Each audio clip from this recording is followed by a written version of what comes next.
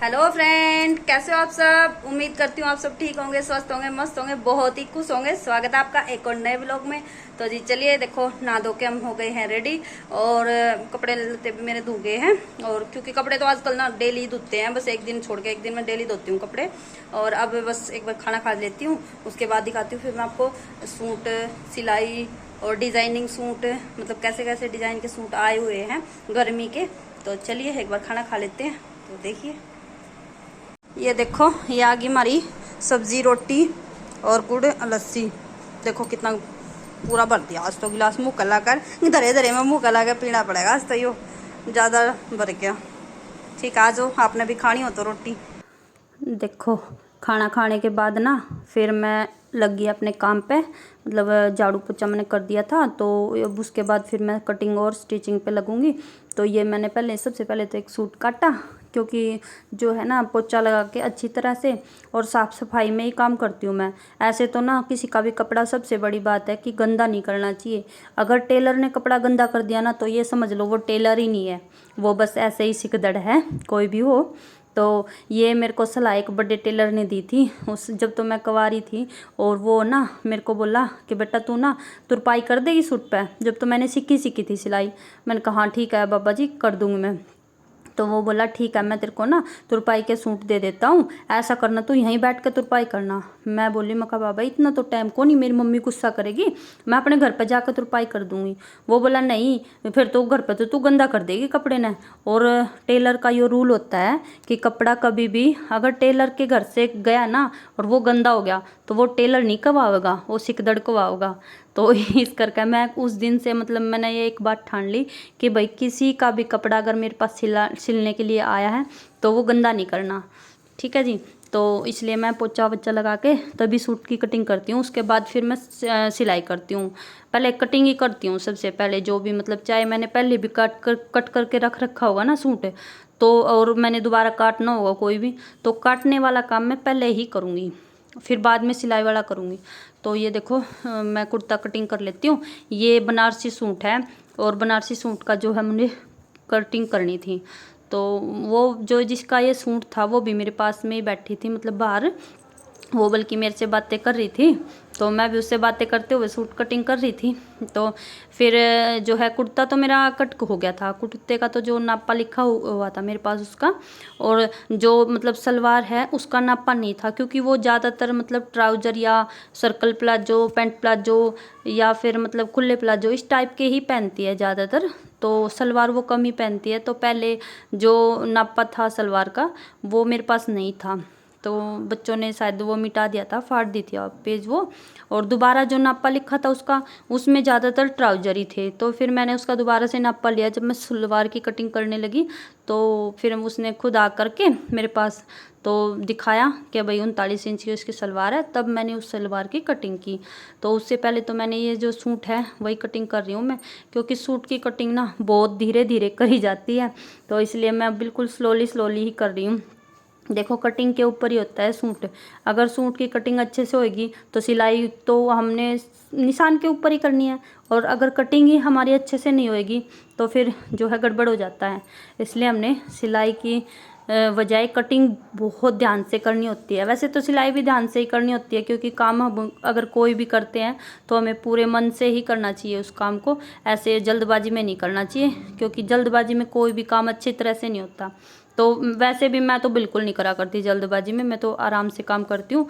फिर भी मेरा जल्दी हो ही जाता है, क्योंकि एक्सपीरियंस हो जाता है ना, तो एक्सपीरियंस के साथ साथ जल्दी ही हो जाता है। मैं देखो सूट अगर मेरे से बात करे कोई सूट की कि भाई आप कितने टाइम में मेरे को सूट सिल के दे दोगे, तो पूरा कंप्लीट सूट है, जो इनर वाला है वो भी या फिर विदाउट इनर है वो भी 2 घंटे के अंदर मैं सूट सिल के दे देती हूँ। अगर देखो तुरपाई बाहर करवानी है, क्योंकि 2 घंटे में सिलेगा तो सीधी सी बात है मुझे तुरपाई बाहर करवा के देनी पड़ेगी।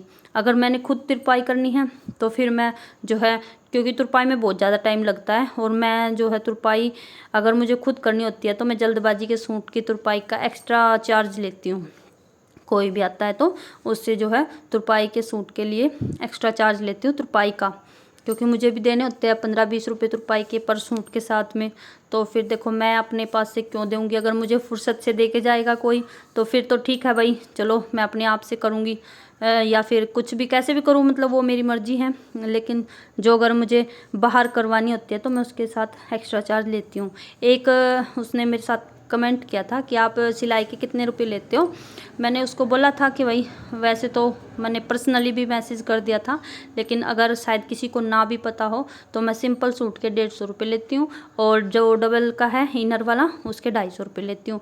अगर कोई डिजाइनिंग वगैरह करवाना हो तो उसका एक्स्ट्रा चार्ज लगता है।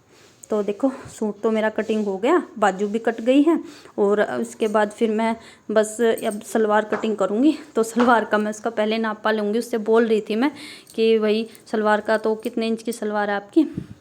तो देखो एक बार कर लेती हूँ, इनको उठा के रख देती हूँ। ठीक है जी। आप देखो मैं ना उस कस्टमर को दिखा रही थी कि मैंने ना आज जो है ये वाला प्लाजा सिम्या था। तो ये काफ़ी हैवी साइज़ का प्लाजा था, पैंट प्लाजो है ये, और काफ़ी हैवी था मतलब। तो उसने डाल के देखा था तो उसको फिट आया था। बोल रही थी कि बल्कि कि भाई वैसे आपने बहुत अच्छा प्लाजो सिला है, और क्योंकि मेरी जो है फिटिंग कम ही आती है, लेकिन आपने बहुत ही अच्छे से फिटिंग ली है, और इसके लिए बहुत बहुत धन्यवाद। मैंने कहा चलो कोई बात नहीं भाई, आपको तो पैसे देने हैं, मैं कौन सा फ्री में कर रही हूँ आपका काम। चलो कोई नहीं। बाकी जो है कोई भी हो अगर तारीफ़ करता तो वो अच्छा लगता ही है। किसी भी काम की अगर हमारी तारीफ़ होती है तो अच्छा लगता है। तो मुझे भी बहुत खुशी हुई। ठीक है जी। तो देखो अब मैं इसकी सलवार की कटिंग कर लेती हूँ, और फिर मैं जो है और एक्स्ट्रा सिलाई करूँगी। जो सूट ये कटिंग करा है ना, इसको मैं आज ही सिल लूँगी, लेकिन जो है पूरा नहीं हो पाएगा ये, क्योंकि अभी टाइम थोड़ा कम था। तो इसलिए मैं, क्योंकि बच्चे भी आज घर पर थे ना, तो संडे के दिन तो बच्चे भी घर पर ही रहते हैं, और बच्चे कभी कुछ कभी कुछ, कभी उनको कुछ खाने का चाहिए, कभी कुछ खाने का पीने का चाहिए, तो ऐसा ही लगा रहता है हर पूरा समय, मतलब बच्चों में ही जाता है मोस्टली। तो देखो इसका जो है सलवार और कटिंग कर लेती हूँ मैं। तो जी देख लिए, और वीडियो अच्छी लगे तो प्लीज़ लाइक ज़रूर करना। और सिलवानी है अगर आपको कोई भी मतलब स्टिचिंग करवानी है किसी चीज़ की भी, सूट, सलवार, पजामी, प्लाजो, पैंट प्लाजो, सर्कल, या फिर मतलब फ्रॉक टाइप सूट, कुछ भी मतलब कंप्लीट सिलाई आती है। आपको सीखनी है तो आप मुझे कमेंट करके बता सकते हो। पर्सनली सीखनी है या फिर वीडियो के थ्रू सिखानी है तो वो भी आप मतलब मेरे को बता सकते हो। तो ठीक है जी, मैं एक बार सलवार कट कर लेती हूँ।